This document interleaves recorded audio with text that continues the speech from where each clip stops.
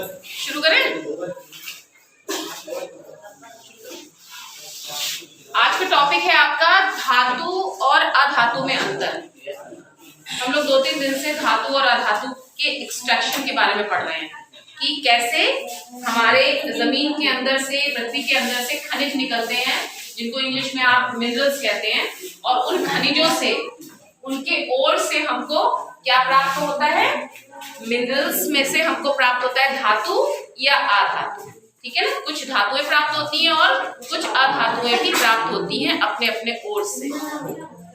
तो आज का टॉपिक है हमारा कि धातु और अधातु में अंतर क्या है, कैसे पहचानेंगे हम कि ये धातु की कैटेगरी में आ रहा है पदार्थ और ये पदार्थ अधातु की कैटेगरी में आ रहा है, कैसे पहचानेंगे? उनकी पहचान हमको होनी चाहिए।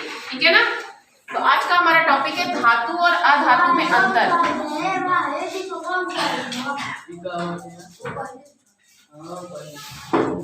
डिफरेंस बिटवीन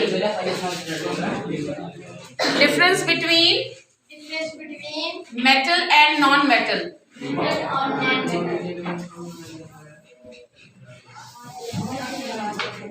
आज हम क्या जानेंगे? मेटल और नॉन मेटल में डिफरेंस जानेंगे, फर्क जानेंगे, जिससे हम आज अपने आसपास की वस्तुओं में पहचान जाएंगे आज के बाद कि कौन सी चीज मेटल की कैटेगरी में आती है, धातु की कैटेगरी में आती है, और कौन सी चीज अधातु की कैटेगरी में आती है। पहला है गुण।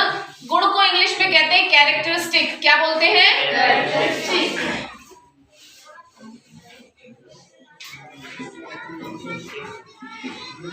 गुण को इंग्लिश में बोलते हैं कैरेक्टरिस्टिक। गुण सब में होते हैं, इंसानों में भी होते हैं और मेटल नॉन मेटल में भी होते हैं, जिनसे पहचाना जाता है ना। उन इंसान हो चाहे वस्तुएं हो, अपने गुणों से वो पहचानी जाती हैं। ठीक है, तो कैरेक्टरिस्टिक गुण।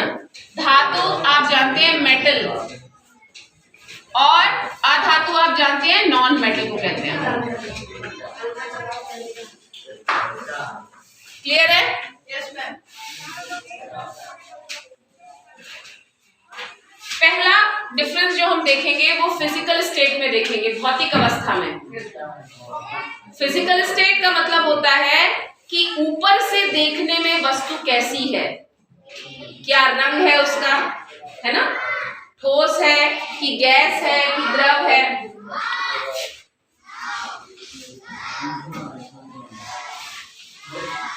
फिजिकल स्टेट, भौतिक अवस्था, फिजिकल स्टेट देखने में कैसा है। मेटल के बारे में कहा जा रहा है कि सभी मेटल्स, ज्यादातर मेटल्स, एकाध को छोड़कर ज्यादातर ठोस अवस्था में पाए जाते हैं। सॉलिड स्टेट, इंग्लिश में क्या बोलेंगे? सॉलिड होंगे तो उनमें कठोरता होगी, सॉलिड होंगे तो उसमें कठोरता होगी, और उनमें चमक भी पाई जाती है, शाइनिंग, लस्ट्रस होते हैं। क्या होते हैं? लस्ट्रस होते हैं, उनमें शाइनिंग पाई जाती है। गौर करिए, लोहे में चमक होती है, सोने में चमक होती है, चांदी में चमक होती है। वो अलग बात है कि वायु में बहुत दिनों तक छोड़ दिया जाए तो उनमें कालापन आ जाता है, और उसकी वजह आप जानते हैं कि ऑक्सीजन के साथ वो रिएक्ट करते हैं तो उनमें रस्टिंग प्रोसेस, कोरोजन प्रोसेस शुरू हो जाता है और उनकी ऊपर की परत खराब होने लगती है, जिसको हम बाद में साफ भी कर सकते हैं, तो नीचे की परत वैसे ही निकल आती है चमकदार। तो बेसिकली मेटल्स जो होते हैं वो चमकदार होते हैं, उनमें शाइनिंग होती है। जैसे अब आप देखिए, कार्बन, सल्फर, आयोडीन, फास्फोरस ठोस होते हैं।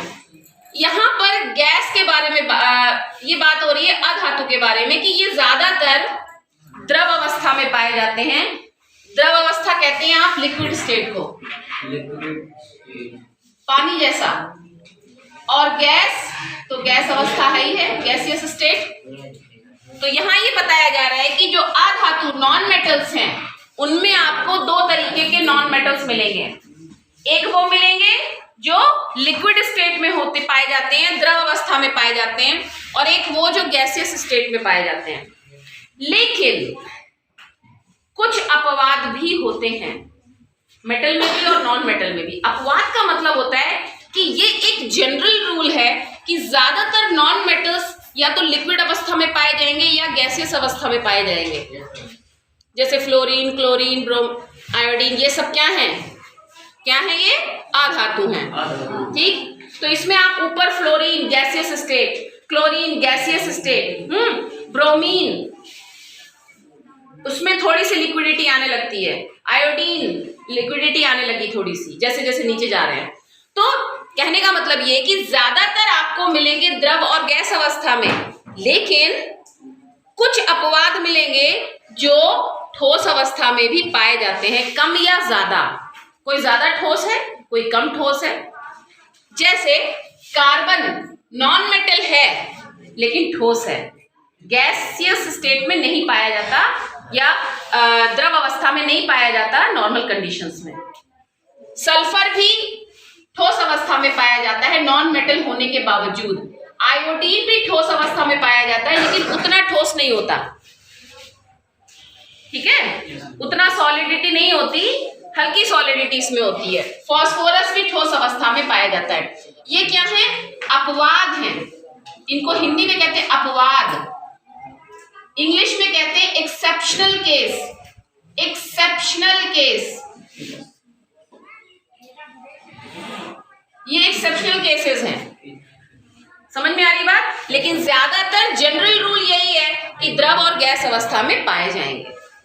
तो ये जो एक्सेप्शनल केसेस उनका नाम मैंने लिख दिया है नॉन मेटल्स का, ठीक है। इसके बाद दूसरा डिफरेंस हम देखते हैं, घनत्व या गलनांक। घनत्व का क्या मतलब होता है? डेंसिटी।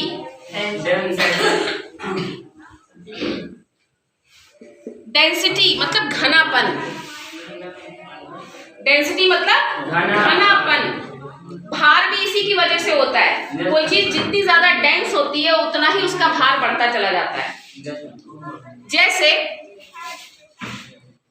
गलनांक। गलनांक का मतलब होता है मेल्टिंग पॉइंट। किसी चीज को हम गर्म कर रहे हैं,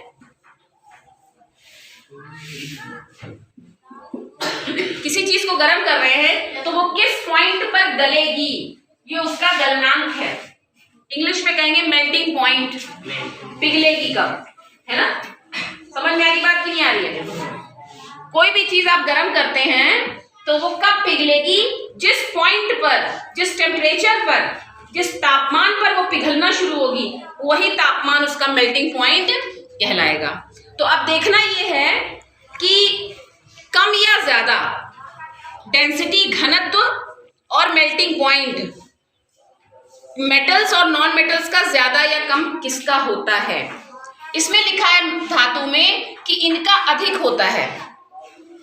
तो जनरल सी बात है, क्योंकि ये ज्यादातर सॉलिड स्टेट में पाए जाते हैं, सख्त होते हैं, तो इनको पिघलाने में ज्यादा टाइम लगता होगा, ज्यादा एनर्जी देनी पड़ती होगी, ज्यादा तापमान को बढ़ाना पड़ता होगा, तभी ये पिघलना शुरू होते होंगे। इसका मतलब इनका गलनांक भी अधिक होता है और घनत्व भी अधिक होता है। समझ में आ रही बात? और सोडियम का, सोडियम की बात हमने कल परसों की थी।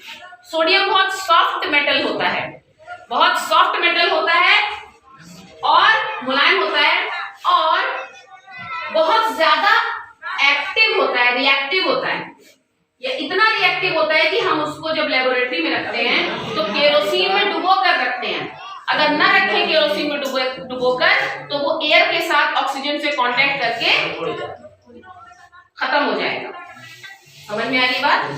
तो सोडियम एक क्या हो गया? अपवाद हो गया। यहां पर अपवाद, एक्सेप्शनल केस है ये। क्या एक्सेप्शनल केस? कि सभी मेटल ज्यादातर सॉलिड होते हैं, इसीलिए सख्त होते हैं, इसीलिए उनका मेल्टिंग पॉइंट ज्यादा होता है, उनको ज्यादा देर तक गर्म करना पड़ता है, उनका मेल्टिंग पॉइंट ज्यादा होता है। लेकिन क्योंकि सोडियम मेटल होते हुए भी एक सॉफ्ट मेटल है और बहुत ज्यादा रिएक्टिव है, इसका मेल्टिंग पॉइंट बहुत कम होता है। एक अपवाद याद रखना है आप। और घनत्व और गलनांक की बात अगर नॉन मेटल्स के बारे में हो तो क्योंकि ये ऑलरेडी द्रव और गैसियस स्टेट में पाए जाते हैं तो जाहिर सी बात है कि पिघलने की बात ही कहाँ आई। इनका मेल्टिंग पॉइंट बहुत कम होता है क्योंकि ये बेसिकली ही द्रव अवस्था लिक्विड स्टेट में होते हैं, पिघली हुई अवस्था में होते हैं और या तो गैसियस स्टेट में होते हैं। ऊष्मीय और विद्युत चालकता। ऊष्मीय मतलब हीट, ऊष्मा मतलब हीट।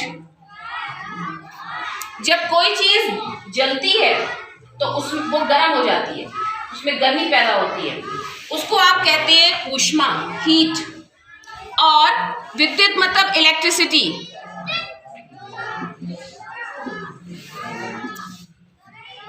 कंडक्टिविटी,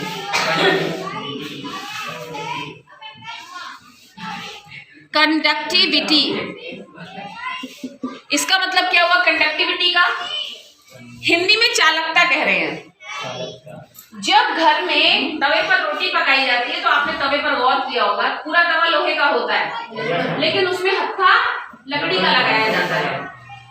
लोहे का तवा मेटल का है, अगर उसमें हत्था लकड़ी का न लगा हो तो आप उसको गर्म करने के बाद हाथ से पकड़ नहीं सकते। क्यों? क्या हत्थे में आग डायरेक्ट लगती है? नहीं, लगती तो है तले में, लेकिन इसका मतलब हुआ कि कोई ऐसा प्रोसीजर उसमें चलता है अंदरूनी तौर पर कि जिससे वो जो हीट होती है, गर्मी होती है, वो तवे के बीच वाले हिस्से से किनारे पॉइंट तक पहुंच जाती है ना? इसका मतलब इसको अगर ऐसे समझें कि वो हीट ऊर्जा जो है वो चलती है, उसमें एक जगह से दूसरी जगह तक पहुंचती है, चलती है। यानी हीट की चालकता मेटल्स में होती है, कंडक्टिविटी होती है। और इसी तरीके से इलेक्ट्रिसिटी की भी कंडक्टिविटी होती है। लोहे से अगर आदमी इलेक्ट्रिक तार के खुले हुए तार को छू दे तो करंट लग जाएगा। डायरेक्ट तो आपने तार को नहीं छुआ है, लोहा जहां टच हो रहा है वो करंट को फ्लो करते हुए आपके पास पहुंचा रहा है जहां पर आपने लोहे को टच किया है। इसका मतलब हुआ कि हीट भी, गर्मी भी मेटल में कंडक्ट होती है और इलेक्ट्रिसिटी भी कंडक्ट होती है, दोनों कंडक्ट होती हैं। प्रोसीजर क्या है, कैसे कंडक्ट होती है वो तो आगे डिस्कस होगा, लेकिन याद ये रखना है कि कंडक्ट होती हैं।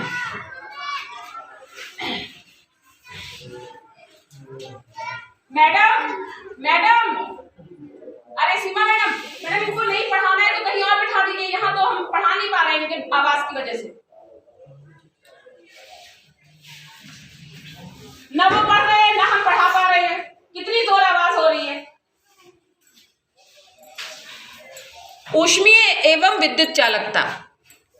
धातु मेटल, सुचालक, इसको कहेंगे कंडक्टर। जो अभी मैंने बात समझाई कि मेटल्स में हीट और इलेक्ट्रिसिटी कंडक्ट हो रही है, चल रही है, इसको हिंदी में कहते हैं सुचालकता। ये उसकी क्वालिटी है मेटल्स की कि उनमें हीट और इलेक्ट्रिसिटी कंडक्ट होती है, ठीक। और नॉन मेटल्स में कंडक्ट नहीं होती, तो इसके लिए शब्द आ गया कुचालक। स की जगह का लगा लो। सुचालक कंडक्टर है, कुचालक नॉन कंडक्टर है।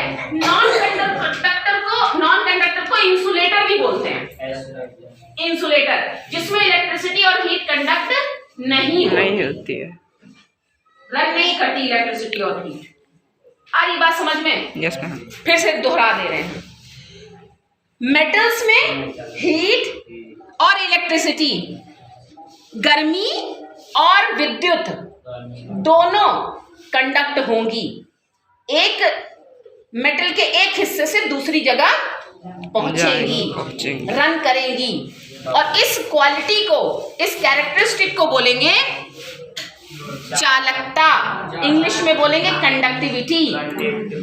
गुड। और सुचालक बोलेंगे, नाम देंगे सुचालक। कंडक्टर। और अधातु में ऐसा कुछ नहीं है होता, तो इनको कहेंगे स हटा देंगे, कुचालक कह देंगे, ठीक है। और इंग्लिश में कहते हैं इंसुलेटर या नॉन कंडक्टर भी कह सकते हो। नॉन लगा दिया, नहीं, कंडक्टर नहीं है। अगला देखो, आघात वर्धनीयता, आघात वर्धनीयता, मैलिएबिलिटी, इंग्लिश में कहते हैं मैलिएबिलिटी, इंग्लिश में क्या कहते हैं, मैलिएबिलिटी। आघात, किसी चीज पर आघात करना, चोट पहुंचाना। अगर लोहे के हथौड़े से पीटा जाता है तो वो चपटा होता चला जाता है, फैलता चला जाता है। यानी किसी भी मेटल पर, ज्यादातर मेटल्स जो सॉलिड स्टेट में पाए जाते हैं, अपवाद को छोड़कर, जो सॉलिड स्टेट में नहीं पाए जाते उनकी बात नहीं कर रही, एक आध जो आघात वर्धनीयता पाई जाती है, मैलिएबिलिटी पाई जाती है, यानी हम उनको पीट पीट कर उनकी चादरें बना सकते हैं। इसका एक बहुत बढ़िया एग्जाम्पल है कि चांदी पीट पीट कर इतनी पतली परत में कन्वर्ट किया जा सकता है कि मिठाई की दुकान में जाके देखिए, मिठाई के ऊपर चांदी की परत चिपकी रहती है, उसको आप खाते हैं। तो ये चांदी का वर्क जो बनाया उन्होंने और मिठाइयों पर चिपका दिया, ये उसकी किस क्वालिटी की वजह से वो कर सके? क्योंकि चांदी क्या होती है, सिल्वर क्या होता है, मेटल होता है, और मेटल में आघात वर्धनीयता की क्वालिटी होती है, कैरेक्टरिस्टिक होती है। इसकी इसी क्वालिटी की वजह से, मैलिएबिलिटी की वजह से उसको इतना ज्यादा पीट पीट कर पतली परत में कन्वर्ट कर दिया गया, किया जा सका। आ रही बात समझ में?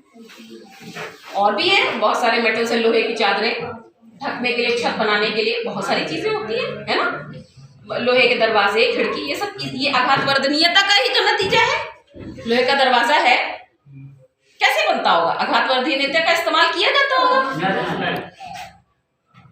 और तन्यता, डक्टिलिटी कहते हैं इसको, इंग्लिश में क्या कहते हैं, डक्टिलिटी। ये है लचीलापन। ये कौन सी क्वालिटी है? लचीलापन। अगर मेटल्स को पिघला दिया जाए और उसको उठाया जाए तो उसमें इतना लचीलापन होता है कि जैसे तार की तरह से बनता है, एक दूसरे को छोड़ता नहीं है, ऐसे तार, और जब वो सूख जाता है तो तार बन जाता है। ये जो आपके घरों में बिजली पहुंचाई जाती है तारों से, कॉपर के तारों से, है ना, सिल्वर के तारों से, है ना, एल्यूमिनियम के तारों से, तो ये मेटल्स है सारे, इनमें डक्टिलिटी, तन्यता की कैरेक्टरिस्टिक है, खूबी है। इसका प्रयोग करके तार बनाए जाते हैं, और तार, और वो क्योंकि वो कंडक्टर होते हैं तो उनमें इलेक्ट्रिसिटी रन की जाती है, एक जगह से दूसरी जगह इलेक्ट्रिसिटी पहुंचा दी गई। क्लियर है ये बात? लेकिन ये तो मैंने मेटल की बात की कि इसमें आघात वर्धनीयता, मैलिएबिलिटी और तन्यता, डक्टिलिटी दोनों होते हैं। लेकिन नॉन मेटल भंगुर होते हैं और तन्यता विहीन होते हैं। भंगुर का क्या मतलब है?